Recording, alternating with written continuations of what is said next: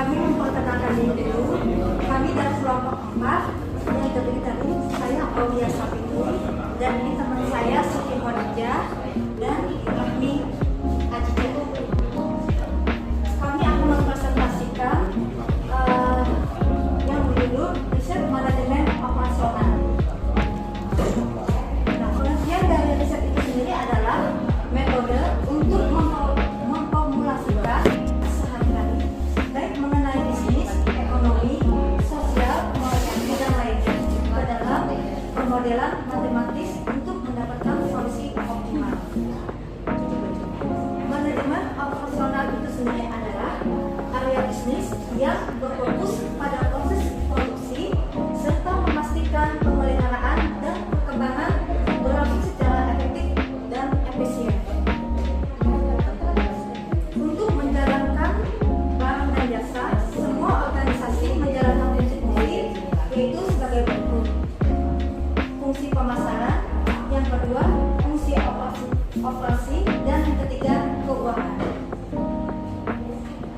Pendekatan riset operasional untuk memecahkan masalah menggunakan teknik manajemen sains, yaitu observasi atau mengamati, adalah mengenali dan mempelajari masalah-masalah yang terdapat dalam organisasi atau sistem. Definisi masalah yaitu masalah yang ada dijabarkan dan ditegaskan dengan singkat dan jelas.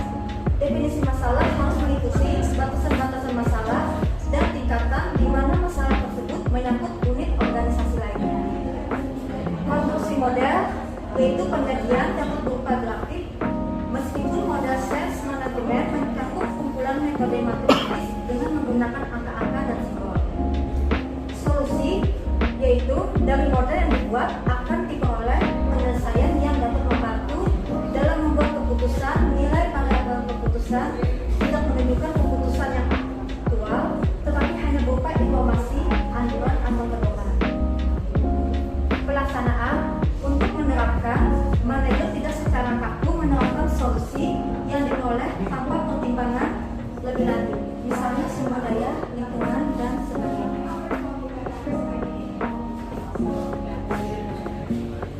Jadi kawan-kawan yang permudah kawan-kawan semua dalam memahami riset manajemen operasional, kami mengambil salah satu contoh dari UMKM. Boleh next? Apa itu? Yaitu produknya namanya Zasirangan. Boleh dibuka mungkin kawan-kawan semua produk Zasirangan. Next. Nah, Zasirangan ini itu UMKM yang bergerak di bidang sasirangan. Next. Untuk lokasinya ada 3. Ini untuk toko pertama. Ketiganya ini berada di Amuntai, berada di Jalan Raya ini. Salah satunya kalau yang berada di tempat wisata itu di depan Candi Agung Amuntai. Next. UMKM Zasirangan itu menyediakan berbagai produk dari kain sasirangan dan berbagai macam produk sasirangan lainnya, dan berinovasi pada pengembangan desain, warna, motif sehingga dapat dilirik oleh para konsumen. Lanjut. Nah, kebanyakan dari kain sasirangan orang berarti menganggap, oh berarti sasirangan itu kain dong fokusnya. Sebenarnya tidak hanya kain ini saja, masih ada banyak produk lainnya. Boleh dilanjutkan? Nah, ini salah satunya misalkan kayak kimono, kaos, entah kaos polo atau apapun, shell, kain yang dibentuk atau seperti ini, seragaman. Nah, untuk operasional, coba deh.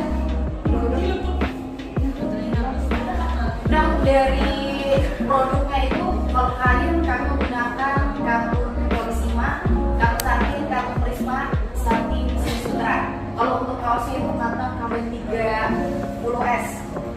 Dan setiap kain ini berbeda-beda bahan, maka mempengaruhi juga dong otomatis ya kawan-kawan, dari segi kualitasnya, harganya, dari seratnya. Maksud dengan dari serat kain ini, semakin tebal kain, bisa contohnya Semi Sutra, Prisma.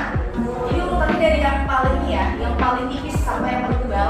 Maka dari serat kain itu mempengaruhi semakin tebal, semakin lebih muncul warnanya.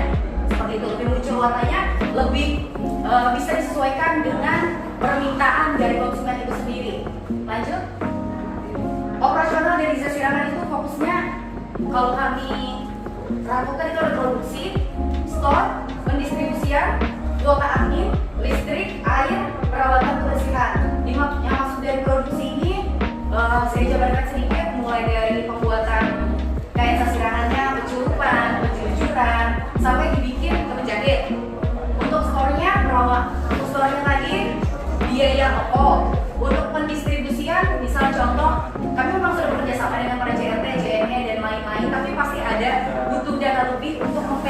agar produk itu jauh lebih aman, kuota admin itu juga diperlukan untuk biaya operasionalnya, karena walaupun kami sudah menyediakan handphone sendiri, tapi kami juga ada beberapa kuota dari para admin. Misalkan kami ada 3 admin, itu kami menggunakan handphone mereka dan kami memberikan media sosial. Kalau untuk lab masih belum jangkau, listrik di store, air di store, dan terakhir perawatan kebersihan toko itu sendiri. Next. Nah, ini beberapa permasalahan yang ada di UMKM Jazirangan. Misalkan dari penjahitannya, kenapa produksi yang banyak itu memerlukan waktu yang lebih banyak juga. Problem kedua yaitu bahan baku bisa habis atau tidak tersedia. Yang ketiga, karena handmade, kadang tidak semua warna yang dihasilkan itu persis sama seperti permintaan konsumen. Dan problem ketiga dari atau tidak tersedia. Yang ketiga, karena handmade, kadang tidak semua warna yang dihasilkan itu persis sama seperti permintaan konsumen. Dan problem ketiga dari produksi itu, harga bahan baku itu bisa berubah dan ujung-ujungnya itu mempengaruhi harga produknya itu sendiri. Ya, itu presentasi dari kelompok 4. Terima kasih. Ada yang bertanya?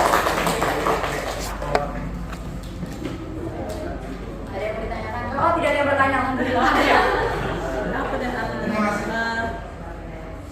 Ya, terima kasih atas waktunya. Jadi saya mau menanyakan dari Jazirangan itu sendiri, kan ya, tentang manajemen operasional. Jazirangan sendiri itu memakai caranya yang mana dari teori-teori yang ada tadi yang sebelumnya disebutkan? Kalau ya.